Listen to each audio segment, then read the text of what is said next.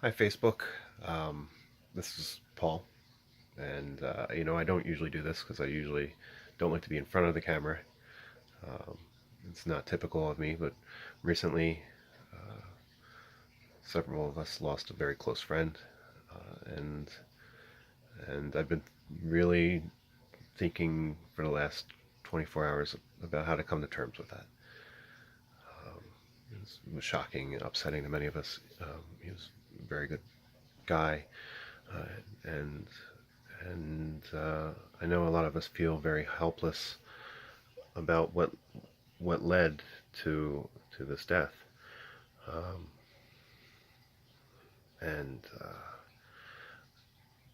I wanted to get a message out there to the other people who are in my Facebook feed, friends, family, even people I don't know. I felt that I needed to really get out a message to say, for addictions, there's help out there. I work in the mental health field, work in a crisis center. I see patients every day with mental health, drug and alcohol issues, the diseases, and I see that how people's lives have been affected and ruined, housing gone, families torn apart, and ultimately leading to death. Drug and alcohol dependence is no less a disease than any other disease that our country faces today. Heart disease, diabetes, and cancer. These are things, they're diseases, and though they may be looked at different, they're very much the same in the way that they are and can be terminal illnesses. But there's help out there, is what my point is to everybody. And I just wanted to throw some statistics because for me, I need to have something behind the things that I say. And, and I did some graphs because apparently I like to draw things. This is from the National Institute of Health, and since 2002, the death rate for opioid dependence has over doubled, almost tripled. In 2016, 64,000 people died of an opioid-related death.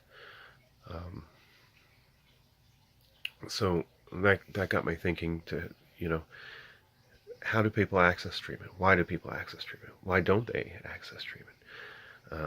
And there's a lot of reasons. Some people are forced into treatment, probation, court sentencing, family compulsion. Some people want to go into treatment because they don't want to do this anymore. Some so I thought about the stages of change, and there's different stages. Pre-contemplation, it goes in a circle. Pre-contemplation, at the top here is usually a point of when somebody is not even thinking about any change. That's where they're at. They're not ready to make any difference in their lives. And then there's contemplation, where somebody is thinking about possibly making a change in their lives. Well, it's preparation, where somebody's thinking about how they would do something, how they would access the services or get into treatment. Action, where somebody actually engages into treatment, gets enrolled, goes into a rehab or a detox. Then there's maintenance, and where somebody maintains sobriety, and relapse, which is also one of the cycles of change. In fact, it turns out that people who have addictions issues, it takes several cycles. It is not an overnight change. Somebody doesn't go into a treatment center, come out 30 days later, and magically everything is better.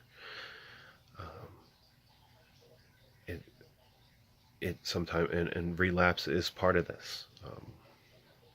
But there are things that help. There are So for when we think about treatment for drug and alcohol, we think about what different things do people engage in. So typically, for a lot of people, the first stage that somebody engages is in detox and then rehab.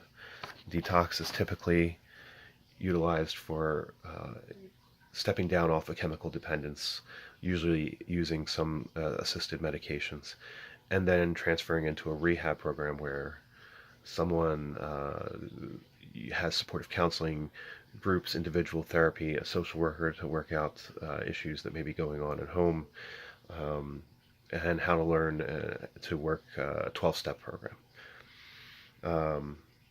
Additionally, there's been a high amount of success rates with medication-assisted treatments. Medications like Suboxone or Methadone, there's others, help people maintain sobriety on the outside. They work in different ways. I'm not going to bore you with all the details of that. Other things that increase success rates, things like following up with intensive outpatient treatment, following up with drug and alcohol counselor, maintaining a strong support group and having open communications with people who are supportive of you. 12-step programs, AA, NA, there's other ones as well. It turns out that in a recent study, 86% of those who engaged regularly in a 12-step program were able to maintain sobriety for at least 6 months. And 44% of people who did not were able to do that, but that's less of a half of a return rate. Certainly you want to increase your odds of success, so this is something that is helpful. So, enough with all the statistics. Where do you get help? What did it come down to? If you're a family member, if you're someone who is currently suffering through a substance issue, where do you get help at, right? So in Pennsylvania, in our home state, you have a variety of ways to access treatment. If you are lucky enough to have insurance through a provider, through like work or through a family member covered, you can get in touch with your insurance company.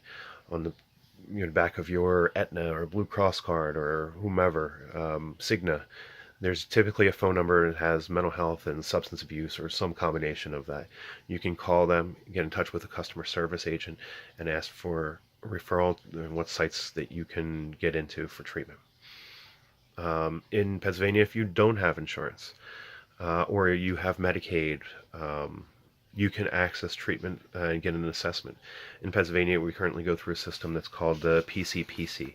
It's an assessment it's a standardized assessment for assessing levels of care. Those can be gotten at various places in different counties. Montgomery County, Chester County, Philadelphia County, all have site locations.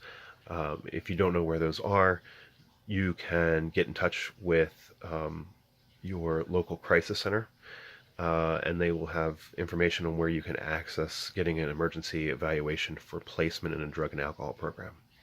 So there is county funding for this, and typically they'll do whatever they can to assist in getting you funding to get into one of these programs and place you in a program. There's sometimes significant waits. It can be very frustrating. But there's access to treatment through these facilities. There are 12-step programs. They are every day, almost 24 hours a day. There's always an AA or an NA meeting going on somewhere. You can always access them. I'm going to include a list on my post here tonight, so that you can see. You can always get in contact with them. Typically, they can tell you how to access treatment as well. Things that you might need. If you're going to access treatment, consider trying to get some form of ID.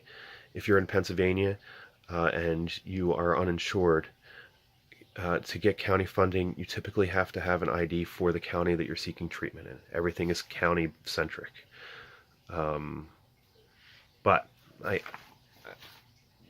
the point of all of this, I guess, is that it's not hopeless. There is help out there. You have nothing to be ashamed of. You're not a bad person. And I know you don't need me to reassure you of any of these things. But if you are teetering on the edge, you're having trouble, I want you to know that there is help available. If you ever have a question about how to access treatment, I'll be happy to try to answer your questions and direct you on where and how to access treatment. For me, this is just my little part of what I feel like I needed to do, and I just want you to know you're not alone, and you know, get the help now. If you watched through all this, thank you for taking the time to watch it, and I'm sorry for my rambling and mumbling through. Attached to this post, there should be some links that I'll have for where to access some services, and hopefully, if you need it, it's there. Okay. Thank you, and you have a good night.